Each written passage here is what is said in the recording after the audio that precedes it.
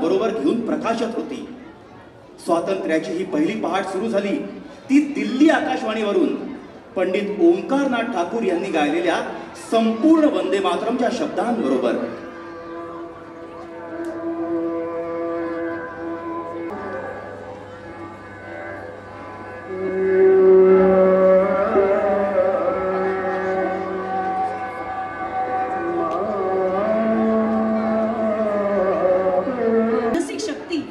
आणि वेळ प्रसंगी अगदी कोवळ्या तरुणांनाही बलाढ्य शत्रू विरुद्ध लढाई करण्याची प्रेरणा देण्याची ताकद या दोन शब्दात आहे.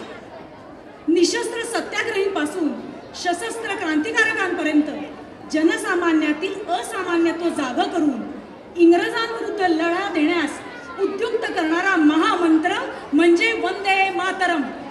भारतीय संस्कृतीचा मूळ स्रोत आहे वंदे मातरम. विश्वात्मक भाव असलेले दोन शब्द वंदे मातरम. आमच्या स्वातंत्र्य संग्रामाची रणगर्जना होती वंदे मातरम. वंदे मातरम म्हणजे भारत मातेबद्दलची सामूहिक निष्ठा. जगन्मातेच्या चरणावर सर्वस्व समर्पण म्हणजे वंदे मातरम. आमच्या राष्ट्रीय आशा आकांक्षांचं मूर्त रूप वंदे मातरम. वंदे मातरम भारतीय इतिहासाचा साक्षी आहे. वंदे मातरम भारतीय वर्तमानाचे प्रतिबिंब आहे. वंदे मातरम मध्ये भारताच्या उज्ज्वल भविष्य काळाचं दर्शनही आहे. भारतीय संस्कृतीतील मातृपूजनाची परंपरा व्यक्त करणारा अर्वाचीन काळातला हा मंत्र म्हणजे वंदे मातरम.